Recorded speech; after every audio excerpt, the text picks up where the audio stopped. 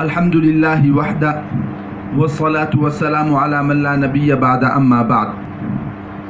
मुअज़्ज़ज़ सामिईन किराम, बहुत सी ख़वातीन ये मालूम करती हैं कि हम हाथों में अंगूठी यानी रिंग पहनते हैं, कानों में बालिया और ईयर रिंग्स पहनते हैं और नाक में नथ और नोज़ पिन पहनते हैं।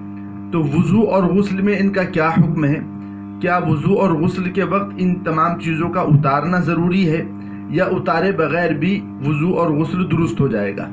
तो इसके बारे में फ़ुक़हा ने यह वज़ाहत की है कि अगर हमारी रिंग और हमारे ईयर रिंग्स या हमारी नोज़ पिन टाइट है, सख्त है और वो इतनी टाइट है कि नीचे तक पानी नहीं पहुँचेगा, खाल तक पानी नहीं पहुँचेगा, तो इस सूरत के अंदर ये मालूम होना चाहिए कि खाल तक पानी पहुंचाना ज़रूरी है। इसलिए हम किसी भी तरह पानी पहुंचाएं, चाहे तो हम इन चीज़ों को थोड़ा बहुत हिलाकर पानी पहुंचा दें, और अगर हिलाने से भी पानी नहीं पहुंचता है तो उस सूरत में इन चीज़ों को उतारना ज़रूरी है, क्योंकि खाल तक पानी का पहुँचाना ज़रूरी है। तो इस चीज़ का ख्याल होना चाहिए।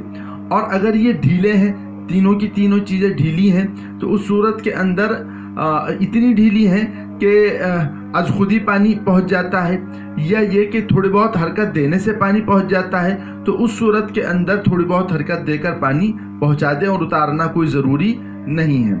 बाज़ मरतबा ऐसा होता है कि ये तमाम की तमाम चीज़ें उतरी हुई होती हैं, तो उस सूरत के अंदर क्या है? तो फ़ुक़हा ने लिखा है कि अगर हमने ये तमाम चीज़ें नहीं पहनी हुई हैं तो फिर हम पानी बहा दें और सुराख के ऊपर थोड़ा सा मल दें, ताकि सुराख के अंदर और होल के अंदर पानी चला जाए।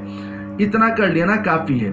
बाज़ ख़वातीन ये मालूम करती हैं कि क्या सीख के ज़रिए से उस होल में पानी को पहुंचाया जाए? तो इसके बारे में फ़ुक़हा ने वज़ाहत की है कि सीख के ज़रिए से होल के अंदर, चाहे वो नाक का होल हो चाहे वो कान का होल हो, उसमें पानी का पहुंचाना ज़रूरी नहीं है। बस आप पानी बहा दें और थोड़ा सा मल दें ताकि पानी अंदर तक पहुंच जाए, इतना काफ़ी है। सीख के ज़रिए से होल के अंदर तक पानी का पहुंचाना ज़रूरी नहीं है। अल्लाह तबारक व तआला हम तमाम लोगों को अमल की तौफ़ीक़ मरहमत फ़रमाए। व आखिरु दावाना अनिल हम्दुलिल्लाहि रब्बिल आलमीन।